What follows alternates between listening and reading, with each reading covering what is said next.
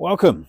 I'm Dean MacArthur, the one that bought the parish house here, and we are here today to take a look at the front door as well as the inner door, the keys that we found, and the giant oak folding doors that have been stood for over 122 years.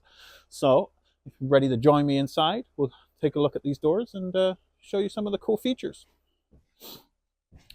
So here is the door that we found upstairs. No, not upstairs, sorry, in the well house. But we found this door in the well house out the back, and this is the original front door to the house. Now we also found a set of keys to this very door that we're going to test out today and see if they actually work. Now I'm going to show you the other side of this door, and then we're also going to test out this little bell here, which clearly needs a bit of restoring, but we will certainly make sure that it even works. So I have a couple of keys here that I found hanging up just over there on one of the doors. So there's two different types here, and they are certainly very old. So let's try this one. Oh, and it works. Try and show you this key a little closer up now, and I'll show you some of this door handle, and we're going to test this bell out, and then I'll show you the other side of the door, and we'll check out the inner door, and then we'll take a look at those giant oak doors. So we're going to take a little closer look at this door. So this grain, I've been told, was hand painted on, and somebody mentioned that this is quarter round oak, which I'm not familiar with, as I'm a mason. But the fact that somebody spent such a long time painting this is quite intriguing to me. Now, there's a couple of things that we'll have to replace here. A little bit of refinishing needs to be done on the lower part there. But let's take a look at this bell and see if this works. I also want to give you guys a little close-up of this key we found. And the old lock. It still works beautifully. I believe this handle is brass. I might be able to polish it. I'm not 100% sure.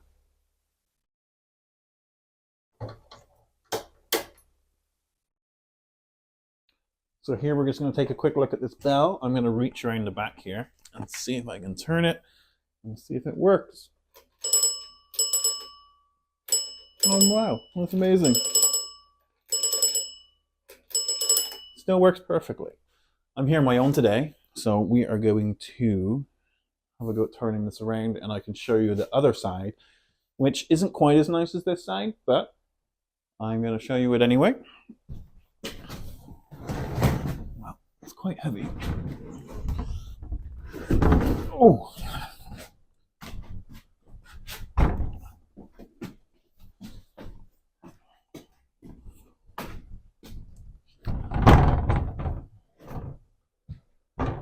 So here's the other side of the door.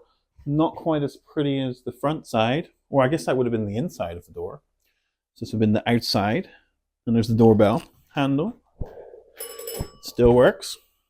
And we have, I'm assuming this might be original glass, but I'm not 100% sure. A little bit of rust staining. But I think we might be able to strip this paint off and refinish it, but I'm not sure how we should refinish it or what color we should paint it yet. But might send this door to a local college and see if they're interested in restoring this door. So this is the inner door. Constructed similarly in terms of the doorknob is the same, and it has the same type of glass in the center of it. And this is hand painted on both sides, and it's a little thinner than that front door there. Relatively good condition, and we're going to test to see if this key fits this door as well. Let's have a little go.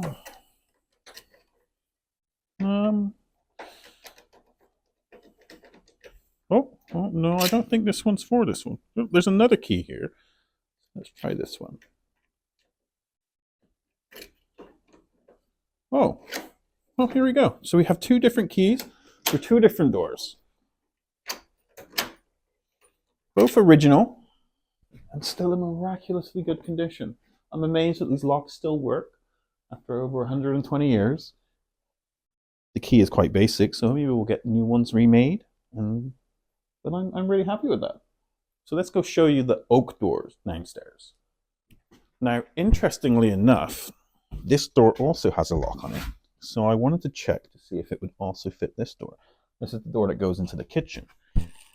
So, oh, it also fits this door. So it looks like this key might be an internal key, and it might fit all the doors that are on the inside, which is kind of cool. I'm amazed that we actually have all these locks still working. Now this door's been painted on one side, and it's finished on the other. So I think we're going to try to strip the paint off of this door and see what it looks like underneath. But let's go downstairs. So I am here in the basement. Now I've had to zoom the camera out to be able to get all of this in frame, but I'm roughly 6 feet tall. So that gives you an idea of how big these doors are. Now they've been here for over 122 years. And I guess the floors fell in here about probably 10 or 15 years ago. And these doors are still suspended in the air under their own weight, attached perfectly fine, which goes on to show how magnificent the engineering was back in the day. Now, there are some unique kind of features I'll try to show you here, but it might be quite difficult because, you know, they're kind of high up. But anyway, we'll give it a go, and I'll try and show you these doors. Okay, so let me see if I can show you some of this detail. Bear with me. But even these little lock things have artistically engravings on them.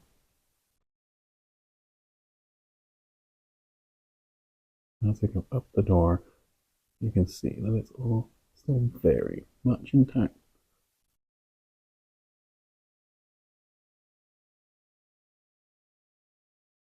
Now, here's a little pan of these doors from below, and as you can see, there is a common theme throughout this house of this painted on woodwork. Even on the baseboards. The amount of time that would have gone into making this must have been immense. I just wanted to quickly show you one of the upstairs doors that we have, and as you can see, this trim work is a recurring theme throughout the house. All of them have these locks, and they all fit this one key. So it occurred to me on the way home that we might not have a key that would fit this. So we're coming to the local home hardware to see if they can make us a new key. So, no luck. Let's see if we can focus on these. These keys, they won't focus. These keys are 120 years old, and they might be hard to find. So I popped over to the local home hardware, and true enough, they said there's no way they can cut them. So we're going to go to another locksmith and see if we can find someone that can copy these keys for us. So I am at my second favorite store, the Home Depot, as earlier we went to Home Hardware and they said that they wouldn't be able to make the key. So I wanted to come here and see if they could make it. If not, then it looks like I'll be left with two options. One, I can forge new keys, or two, I can see if I can find some blanks and remake them myself. Now, I just wanted to take a minute here to show you this stonework that we have. This would have all been hand carved.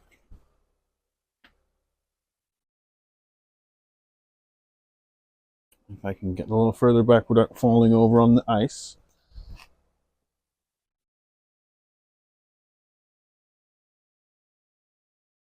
Amazing detail.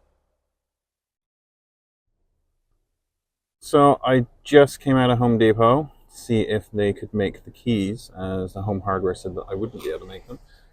They suggested a locksmith or finding some blanks and making them myself. So it looks like I might have started another little side quest. Now, in a future video, I'll either be casting new keys or making copies of these from blanks. Which do you think's best? Now that concludes our video for today on the doors. We will cover them a lot more in depth as we strip the paint off of them. We may be sending them one of the doors, as I mentioned, to a local college where they may be restoring and repainting some of the finish onto them. We'll also take a closer look at some of the other items, such as the oak staircase, and we'll show you how we're going to restore some of these curved glass windows in some of our future videos.